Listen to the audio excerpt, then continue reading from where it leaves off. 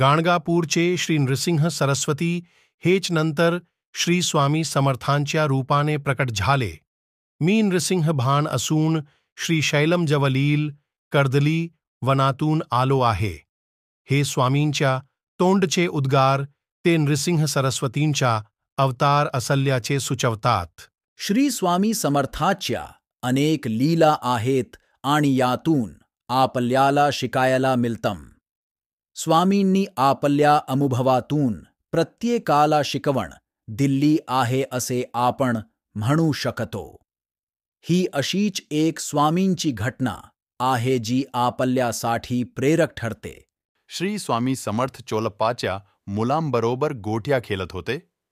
स्वामी म्हणतात, जिंकायचं मसेल तर नेम अचूक पाहिजे, लक्ष केंद्रित करावं लागतं. खेळ म्हटलं तर गोंगाट तर होणारच.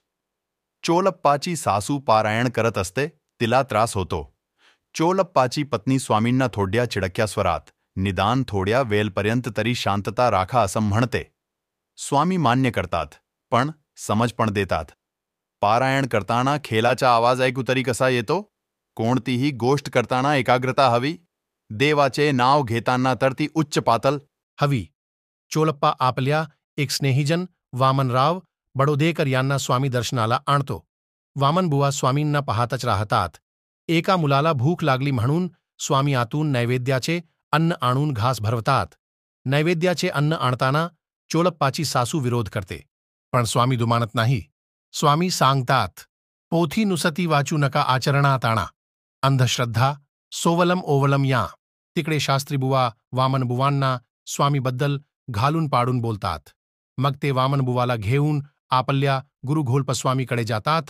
घोलपस्वामी मुठ्ठाभर मातीला सोन्याच्या नाण्यात बदलून चमत्कार दाखवतात.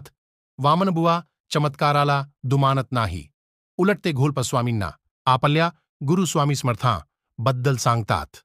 घोलपस्वामी सोन्याचम लालूच देऊन आपला शिष्य करू असं पाहतात. वामनबुवा आणि घोलपस्वामी यांच्यात वादविवाद होतो. जाता जाता वामनबुवा सांगून जातात की माझे गुरु येईल तुमची परीक्षा पाहायला.